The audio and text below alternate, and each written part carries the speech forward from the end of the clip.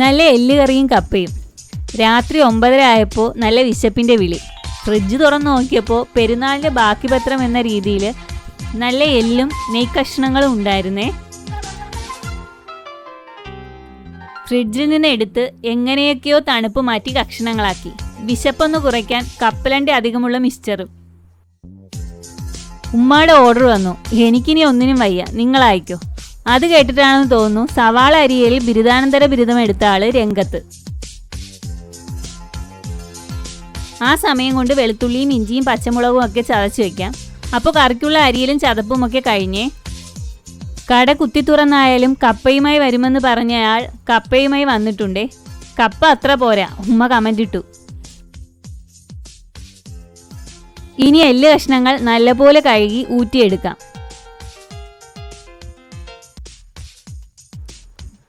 ഊറ്റിയെടുത്ത കഷ്ണങ്ങൾ കുക്കറിലേക്കിട്ട് കുറച്ച് വെള്ളവും ആവശ്യത്തിന് ഉപ്പും മഞ്ഞപ്പൊടിയും ഇട്ട് ഇളക്കി പാകപ്പെടുത്താം. 4 വിസിൽ, അത് മതി. പാത്രത്തിലേക്ക് എണ്ണ ഒഴിച്ച് ഉലുവയും കടുവും ഇട്ട് പൊട്ടിച്ചു. സവാളയും ഇട്ട് നല്ലപോലെ ഇളക്കാം. കൂടെ ഉപ്പും ഇട്ടാൽ പെട്ടെന്ന് പരുവമാകും. ഒന്ന് വറണ്ട് വരുമ്പോൾ ചെറിയുള്ളി ഇട്ട് ഇഞ്ചി വെളുത്തുള്ളി പച്ചമുളക് പേസ്റ്റ് ഇട്ട് നല്ലപോലെ വറട്ടാം. ആവശ്യത്തിലേറെ കറിവേപ്പിലയും ഇടാം. കൂടെ കറിമസാലയും തക്കാളിയും ഇട്ട് ഒന്ന് നല്ലപോലെ സെറ്റാക്കാം.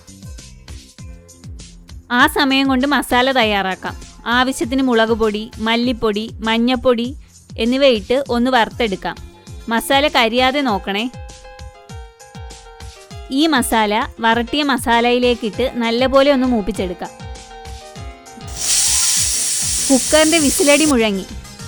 ഒന്ന് ആവി പോയതിന് ശേഷം കുക്കർ തുറന്നു. ബീഫും എല്ല് കഷ്ണങ്ങളും നല്ലപോലെ വെന്തിട്ടുണ്ടേ. ഇത് വറട്ടിയ മസാലയിലേക്ക് തട്ടി നല്ലപോലെ ഇളക്കാം. ഈ സമയത്ത് ഉപ്പും എരിയൊക്കെ പാകമാണോ എന്ന് നോക്കാം. ഒന്ന് തിളച്ച് ഒന്ന് ഇറച്ചിയിൽ അരപ്പ് പിടിച്ച് വരുമ്പോൾ കറിവേപ്പിലയും ഇട്ട് തീ ഓഫ് ചെയ്യാം. നല്ല ബീഫിൻ്റെ എല്ല് കറി റെഡി ആയിട്ടുണ്ടേ. കപ്പ വേവിക്കാൻ വെച്ചിട്ടുണ്ടായിരുന്നേ. നല്ല വെന്ത കപ്പ ഊറ്റിയെടുത്തു.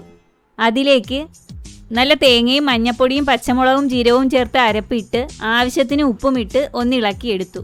നല്ലപോലെ ഒന്ന് ഉടയ്ക്കണേ. കപ്പയും എല്ലുകറിയും മാത്രം പോരാ, ചപ്പാത്തിയും വേണം. ചപ്പാത്തി പ്രേമികൾക്ക് ചപ്പാത്തിയും ചുട്ടെടുത്തു. ഇനി പോത്തിൻ്റെ എല്ലുകറി കോരാം. ഒരു വലിയ ഇല വെട്ടി ഇലയിട്ടു. കറിയും കപ്പയും ചപ്പാത്തിയും നിരത്തി. നല്ല വെന്തുടഞ്ഞ കപ്പ ഇലയിലേക്കിട്ടു. അതിൻ്റെ മുകളിൽ എല്ലുകറിയും ഒഴിച്ചു.